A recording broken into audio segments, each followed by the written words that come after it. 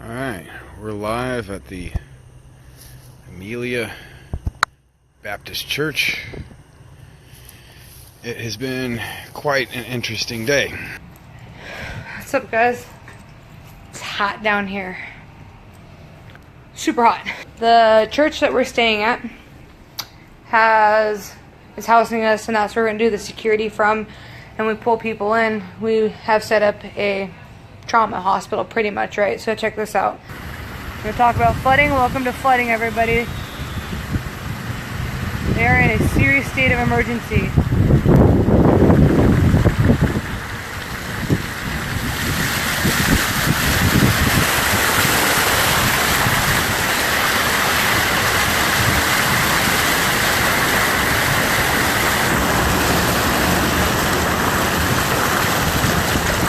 Well, it's been a fun 24 hours with the 10 or so people that ended up back here after we were abandoned by the Department of Public Safety and the military in the middle of an imminent flood zone. Basically, they lured us into a trap. We have now force multiplied to almost 100.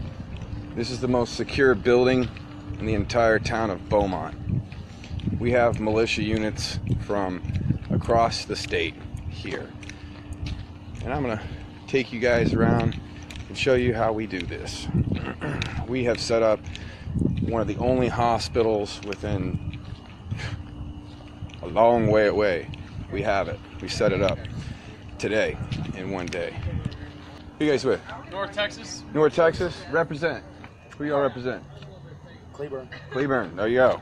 Cleburne's in the house. Cert's here. Cert's in the house. Yeah. See, this is what happens when the government disappears. I told you guys, you know, if the cops wanted to really do us a favor, they just go home. See who else we got here. This is going to be a long video. I hope I have enough battery to show you what has happened in 24 hours of no government.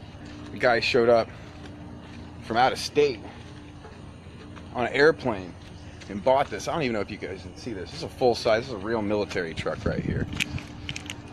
We've had literally a dozen or so U-Haul trucks and shit show up today with supplies. And guess what? They didn't come from FEMA. They didn't come from the government. They came from people like you. Hey, what's up, you guys? Who you represent? Look at this. Look at this. Look at this. All these U-Hauls. We ain't waiting for people to come here. We're sending this directly out to the community. This is Matt Short, Stan. What's up, guys? You can barely see me. Yeah. Say a few words. Yeah. You can't see shit. Oh, now we got lights. In case you guys didn't know, this is what true anarchy looks like. You see, yeah, that Department of State guy, you know, he might have pulled the whole rebel, you're in charge, and I think he thought we were all gonna die out there, and that I'd somehow get blamed of it. I don't know. I think he's a good guy. I really think it was the Department of Public Safety that set us up. But we'll be discussing all this stuff on the ride home. We're not going to focus too much on a lot of the spooky details of things on these. This is a team effort. So yeah, you know, I may have got a battlefield commission by a retired Marine Lieutenant Colonel who works for the Department of State Foreign Service Office. I like this guy. This is our command center. Rudy. Rudy is irreplaceable. He's irreplaceable. He keeps trying to leave this area, and I keep telling him, if you leave, whoa, how's anything gonna get done? It's because I clean up. No. I wish I had video of this man in action. Seriously, like, Rudy has been incredible. He's been running dispatch, assignments, setting out the patrols. We've got boat patrols out. We were 10 strong yesterday in the shit of it, and we force multiplied by tenfold. We now have the most armed company-sized unit anywhere around here. Earlier today, we had cots all through here. This was our improvised hospital. Got a ton of supplies, and it has been getting used. Anyways, yeah, it's been pretty fun. It's been intense. So yeah, this is what anarchy looks like, because after we got here, rather than try to be like, well, he put me in charge. No, I just let anarchy take control. Fun little experiment, don't you think? This is what you thought you knew what anarchy was. Yeah, no, you didn't. There's 50 or more armed men and women from every branch, former military, you name it. Great people. Several VFWs. We got VFW Dallas here, one of our supply rooms. Yeah, none of this was here yesterday. None of it. This place was empty. Earlier today, it was getting into a situation where we didn't have enough water for ourselves. Yeah, it's not a problem anymore. Yeah, there's no running water in this town, by the way. There's absolutely no running water. And it's been that way the entire time that we've been here. Here's the sanctuary. It's been a very useful room.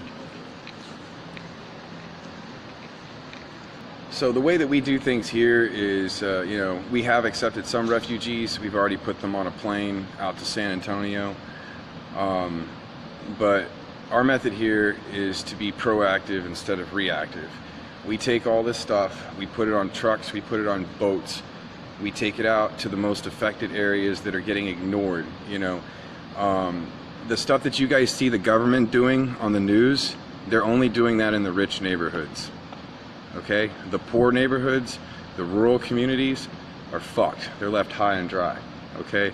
So they're flooded out, they're trapped, and we're using our boat crews to deliver those supplies directly to them, because a lot of people don't want to leave, because if they leave, when they come back, all their shit will be gone.